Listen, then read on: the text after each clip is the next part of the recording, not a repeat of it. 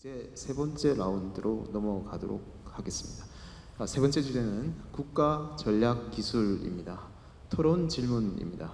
AI, 반도체, 우주, 양자와 같이 국가 안보, 경제 성장, 미래 전략 산업의 기반이 되는 기술인 동시에 집중적인 투자가 필요한 분야를 국가 전략 기술이라고 합니다. 이 국가 전략 기술 육성을 위한 전략 혹은 로드맵을 갖고 계시다면 설명해 주십시오. 구체적으로 말씀해 주시면 더 좋겠습니다. 이번 질문에 대한 답변은 개혁신당 조용민 위원장님, 민주당 이정헌 의원님, 국민의힘 양양자 위원님 순으로 부탁드리겠습니다. 먼저 조용민 위원장님께 기회를 드립니다. 디테일하게 들어가서 하나의 예시만 좀 말씀드려 보겠습니다.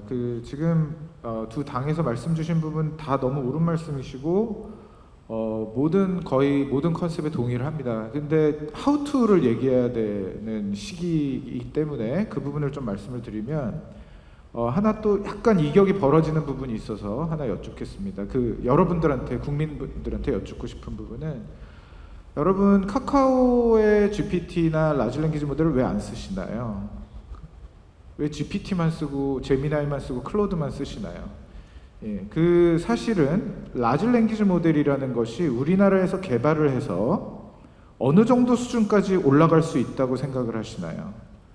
최고의 수준으로 올라가는 것이 클로드, 제미나이, 그리고 챗 GPT 수준일 겁니다. 그 수준까지 올라가는데 시간과 비용이 많이 들 거고요. 그 사이에 우리는 그걸 열심히 만들어내는 부분이 있을 겁니다. 자, 그러면 우리나라가 경쟁을 가져가야 되는 것은 라지 랭귀지 모델에서 넘어선 버티컬 머신러닝 쪽으로 우리가 드라이브를 해야 되는 부분이 중요하다라는 거죠. 이런 부분을 좀 말씀드리고 싶습니다. 그러니까 우리가 현재 지금 모든 국가들이 밟고 있는 스텝을 그대로 따라가는 방식으로는 6위권에서 3위권으로 갈 수가 없다. 예를 들어서 인터넷을 만들려고 하면 되는 것이 아니고, 인터넷 토양 안에서 만들어졌었던 페이스북이나 서치 엔진 구글 같은 회사들이 기업의 밸류에이션이 훨씬 높습니다. 그래서 라지 랭귀지 모델이란 파운데이션 모델은 코모도타이즈 될 거고요. 그 안에서 서비스, 우리나라가 굉장히 잘하는 겁니다. 한국형 웹 사용자 개발을 개발한 싸이월드나 프리첼을 생각해 보십시오. 이제 AI는 랭귀지 배리어를 없앴기 때문에 그런 아이디어가 나오면 무조건 글로벌에서 성공할 수 있습니다. 그런 쪽으로의 가능성을 열어두고, 또 하나 제조 강국이기 때문에, 우리 양양자 의원이 삼성 출신이시고 저도 삼성전자에서 근무를 했었는데, 여기 있는 데이터를 모아서 AI 버티컬 머신러닝을 개발을 하면은 굉장히 글로벌 시장에서 경쟁력이 높아집니다. 그래서 우리가 투자를 어디다 해야 되느냐, 국가 전략기술 관련된 로드맵이 이 정도 디테일로 떨어지지 않고서는 잘못된 시간들을 우리가 보낼 수 있다. 그래서 결국엔 피투자처와 투자, 이 투 트랙의 방향성을 잘 잡고 가야 된다라는 말씀을 드리고 싶습니다. 네, 감사합니다. 다음으로 이정헌 의원님께 마이크를 드립니다. 네, AI와 반도체, 우주, 양자 등 국가 전략기술 분야의 로드맵에 대해서 설명을 드리도록 하겠습니다. 앞에서도 여러 말씀이 있었습니다만, 윤석열 정권에서 심각한 수준으로 퇴행한 R&D 예산을 바로잡는 것이 저는 시급하다고 생각합니다. 무너진 연구 생태계를 다시 일으켜 세워야 되지 않겠습니까? 2025년에 총 정부 지출 기준 R&D 예산이 4.4%에 불과합니다. 대한민국을 과학기술 강국으로 만들기 위해서는 훨씬 더 과감한 투자가 필요하다고 생각합니다. 과학기술인들이 연구에만 집중할 수 있도록 지원해야 되지 않겠습니까? 정부가 든든히 뒷받침하겠습니다. R&D 정책을 수립하고 기획하고 평가하는데 우리 현장 연구자들의 목소리가 적극적으로 반영될 필요가 있습니다. 그렇게 하겠습니다. 정해진 답을 내놓는 대신에 판을 바꾸는 게임 체인저가 필요합니다. 창의력을 마음껏 발휘할 수 있는 생태계 조성하겠습니다. 연구자 여러분께서 자율성을 기반으로 도전적이고 창의적이면서 장기적인 연구 수행이 가능할 수 있도록 그런 연구 환경을 저희가 만들겠습니다. 보장하겠습니다. 핵심 인재가 대한민국을 떠나서는 되지 않을 것입니다. 수많은 해외에 있는 핵심 인재들을 국내로 들어올 수 있도록 만드는 것들도 필요하겠죠. 처우와 인센티브를 구체적이고 실질적으로 만들어내겠습니다. 대폭 강화하겠습니다. 그리고 지방 거점 국립대학교가 세계 수준의 연구 중심 대학이 될 수 있도록 지금 당장 필요한 것이 무엇인지를 저희가 시급히 파악하고 적극적으로 투자하겠다는 약속을 분명하게 드립니다. 앞서 말씀드린 것처럼 AI 투자 100조 원 시대 이제 시작입니다. 계속해서 저희는 늘려나갈 것입니다. 고성능 GPU 그거 당장 뭐가 필요하느냐라고 생각하실 수 있겠습니다만 최소 5만 개 이상을 확보하는 것이 기본 첫 단계라고 생각합니다.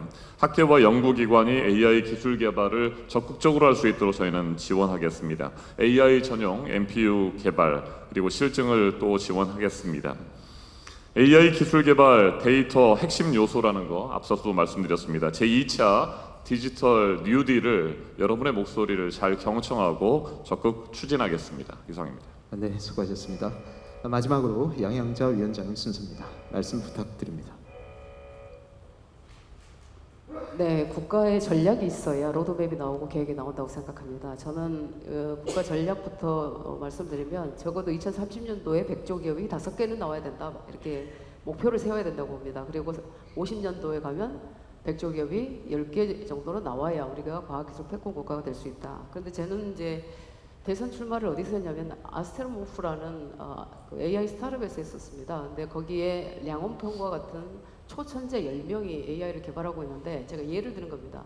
근데 그 친구들이 그 GPU를 못 구해가지고 정부에다가 80장을 신청을 했는데 8장을 배정해준다. 이렇게 하고 있습니다. 이런 이제 무지함 속에서 정말 천재들이 밖으로 나가지 않고 대한민국을 위해서 일하고 있는 우리 대한민국의 이 실정을 제일 먼저 알아야 됩니다. 그래서 저는 우선은 그 과학기술 부총리 제도를 크게 해서 이게 컨트롤 타워가 있어야 된다는 말씀을 드리고, 그래서 김문수 후보께서 가장 먼저 과학기술 부총리제를 신설을 하겠다라는 말씀을 하셨었는데 그곳에서 모든 것들을 컨트롤해야 된다.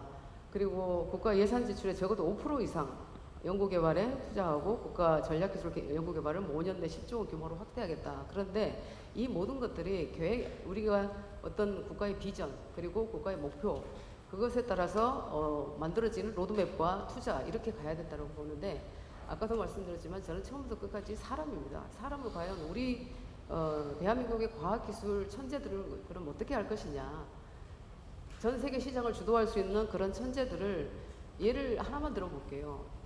밖에 나가서 이게 운동으로 피지컬 메달을 따오신 분들은 그래도 군 면제도 되지 않습니까?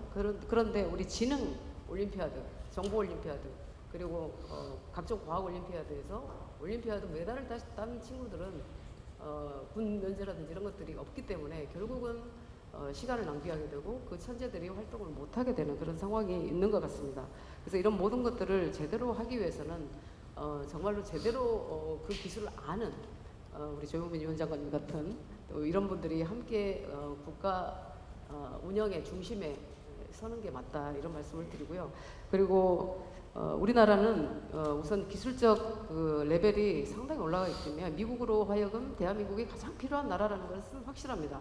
그래서 중국을 두려워할 것이 아니라 미국과의 전략적 기술적 동맹으로 우리 대한민국이 세계를 주도하는 그런 기술 패권 국가가 되는 것이 가장 중요하다고 생각하고 있습니다. 네, 감사합니다. 이렇게 라운드를 3번 정도 하고 보니 이제 서서히 몸이 풀리는 것 같습니다. 하지만 4번째 주제에서는 에너지를 조금 더 끌어올리셔야 할 것 같습니다. 왜냐하면 이 주제와 관련이 있는 많은 유권자가 있기 때문입니다. 4번째 주제, 인재 양성에 관한 질문은 다음과 같습니다. 과학기술, AI 분야에 우수 인재가 없는 미래는 없습니다. 하지만 이공계 진학한 후에 의대로 진로를 바꾸는 사례를 대학에서는 종종 목격할 수 있습니다. 우리나라가 미래의 인재 강국이 되기 위해 무엇을 극복해야 하며 어떻게 도전할 생각인지 계획을 말씀해 주십시오. 이번 질문은 민주당 이정원 의원님, 국민의힘 최영두 의원님, 개혁신당 김영임 특보님 순서로 진행하겠습니다. 먼저 이정원 의원님께 마이크를 드립니다. 네, 우수 인력의 양성 필요성은 아무리 강조해도 지나치지 않을 것입니다. 스탠퍼드대 인간중심 AI 연구소가 발표했던 AI 인덱스 2024를 살펴봤습니다. 우리나라 대한민국은 AI 인재 유출 지수가 마이너스 0.30이었습니다. 인도와 이스라엘에 이어서 세계 3위로 매우 심각합니다. 그만큼 수많은 인재들이 대한민국을 떠나고 있다는 이야기겠죠. 창의력과 문제 해결력을 바탕으로 혁신적이고 개방적인 사고를 할 줄 아는 인재를 키워내야 한다고 저는 생각합니다. AI 인재들이 우리나라에 머물고 싶도록 처우와 환경을 파격적으로 개선해야 합니다. 이는 IT 강국이라는 과거 영광에 안주하면서 AI 소프트웨어 분야 핵심 인재 양성에 소홀했던 지난 과거를 되돌아보고 개선을 해야 되는 그런 상황인 것입니다. 우리 당은 AI 시대를 주도할 10만 미래 인재를 양성하겠다고 여러 차례 밝힌 바가 있습니다. 한국형 스템 교육을 강화해야 됩니다. 지역별 거점 대학에 AI 단과 대학을 설립하겠습니다. 석박사급 전문 인재들을 더욱 양성하도록 하겠습니다. 한국식 휴먼 캐피털 제도를 도입해서 학비 걱정이 없는 그런 연구 환경을 만들겠습니다. 우수 인재 병역 특례를 확대하려고 합니다. 과학기술 연구에 전념할 수 있도록 지원하겠습니다. 국가 AI 연구소를 육성하고 국내외 우수 AI 인재에 대해서는 파격적인 보상 체계를 마련하겠습니다. 지금까지 저희가 생각하는 파격적인 예산이라고 한다면 국가 연구과제 사업을 우선 배정하고 파격적인 연구비를 지원하고 특별 비자와 주택 등을 지급하고 정주 여건 개선하는 것들 이런 것들을 떠올리게 됩니다만 그 이상의 더 파격적인 것들이 있다고 한다면 저는 적극적으로 찾아서 채택하고 지원할 것이라는 약속을 분명하게 드립니다. 재직자나 구직자 대상으로 AI 소프트웨어 전문 교육도 한층 더 강화하겠습니다. 과학기술 분야의 경우 무엇보다 기초연구 생태계가 튼튼해야 합니다. 생태계 활성화의 기초가 되는 풀뿌리 기본 연구를 복원하고 대학의 연구 기반이 확충될 수 있도록 장기적으로 지원하겠습니다. 이상입니다. 네, 감사합니다. 다음으로 최영도 의원님께 제안 부탁드립니다. 네, 이 문제는 지금 우리 과학기술계 혁신 인재들이 잘 알고 있는 내용이기 때문에 그 목소리에 귀 기울이겠습니다. 과학기술정보방송통신의 위원으로서 지난해 여름에 제가 미국 보스턴에서 우리 미국에서 일하는 바이오사이언스 우리 학생들 전문가들 만난 적이 있습니다. 이준석 후보도 우리 가방위원회에서 함께 갔었는데 그때 그분들이 이야기한 거, 국내에 돌아가기 좀 걱정이 된다. 과연 우리랑 같이 코어할 수 있는 새로운 후배들이 성장하고 있느냐, 이런 여러 가지 다양한 문제를 제기했습니다. 지금 인구 감소와 함께 우리 과학기술 이공계의 정말 핵심 인재들도 중국을 비교해 본다면 많이 줄어들고 있습니다. 그래서 과학기술정보통신부 앞으로 중립급으로 격상되겠습니다만 교육부가 협력해서 초중등 학사 대학원 단계에서부터 스템 역량, STEM 역량 강화와 기술 사회 변화에 맞춘 교육 혁신을 이루겠습니다. 그래서 우선에 우리 지금 현재 우리 과학 혁신 인재들이 후배들이 성장해서 그 후배들과 함께 더 미래를 개척할 수 있는 그런 기반을 만들겠습니다. 그리고 포닥 이후 연구자 단계에서 R&D 사업과 고급 인재 양성 간 그런 인연계를 강화하고 최고급 핵심 연구를 양성하겠습니다. 얼마 전에 국회에서 토론회를 했는데 그때 우리 국책연구기관 스태피라든가 다음 서울공대 학장님 오셔가지고 이야기가 대학원생이 무지 많은데 이 대학원생이 졸업해서 갈 일자리가 없다고 합니다. 그걸 굉장히 지역 특화에 맞추어서 실제로 생애 주기에 맞추어서 우리 이공계 성공 모델을 만들 수 있도록 그걸 적정해내겠습니다. 지금 이공계에 대한 인기는 떨어지고 대학원생은 숫자는 많은데 실제로 거기 적합하게 만들 또 국가 연구 프로젝트라든가 또는 또 산업계 수요와 맞추는 이런 매칭 노력이 매우 부족했다고 생각합니다. 그래서 그리고 또 하나는 합리적 사회적 보상 시대를 명확히 하겠습니다. 무엇보다도 연구개발 직군 연봉 표준을 미 국립연구재단 즉 NSF의 수준을 고려하도록 하겠습니다. 주거와 복지, 혜택, 보상 확대 그리고 우리 여성 연구자들이 경력 단절이 없도록 할 수 있는 그런 방안들을 최선을 다해서 강구하겠습니다. 도전하는 연구 환경 그리고 무엇보다 글로벌 수준에 맞는 연구 환경 지금 우리 개혁신당에서도 많이 말씀하셨습니다만 글로벌과 협업할 수 있는 환경을 만들도록 하겠습니다. 네, 수고 많으셨습니다. 감사드립니다. 마지막으로 김영임 특보님 말씀 부탁드립니다. 지난 10대 아이들의 미래 꿈 중에 과학자가 항상 있었습니다. 하지만 더 이상 10대 안에 과학자가 들어있지 않습니다. 앞에서도 말씀하셨던 것처럼 AI 인덱스, 이렇게 인재 유출 지수, 그러니까 한국에서 우리가 글로벌리 인재를 이렇게 유치하는 것도 좋겠지만 왜 그럼 연구자들이 한국을 떠날까요? 그리고 왜 더 이상 아이들은 과학자가 되고 싶다는 꿈을 꾸지 않을까요? 100조를 투자한다, 10만, 20만 인재를 양성한다라는 거 굉장히 중요한 이야기일 수 있습니다. 하지만 이런 정책들을 내놓았을 때 현장에서 과학기술계에서 지금 몸 담고 계시는 분들 중에서 환호하시는 분들이 몇 분이나 되실까요? 환호보다는 오히려 우려와 염려가 더 클 거라고 제가 생각합니다. 앞에서 계속 말씀하시는 것처럼 AI, 반도체, 과학기술의 중요성과 컨셉은 모두 다 알고 있습니다. 하지만 제가 국제공동협력을 하건 한국에서 혹은 외국에서 연구를 하면서 느꼈던 거는 과연 국내 연구자들이 연구자로서 자부심을 느끼고 있는가. 우리가 100조를 투자하는 것도 좋고 인재를 양성하는 것도 좋지만 결국에는 그것을 운용하는 주체는, 그리고 그 연구 성과를 내는 것은 연구자입니다. 연구자들이 자부심을 가지고 자신감 있게 자율적으로 주도적으로 연구를 해가지 못한다면 아무리 100조를 쏟아붓는다 한들, 아무리 우리가 수적으로 10만, 20만 인재를 양성했다고 한들 국가 경쟁력이, 그리고 과학 기술이 더 발전할 수 있을 거라고는 아무도 생각하지 못할 것 같습니다.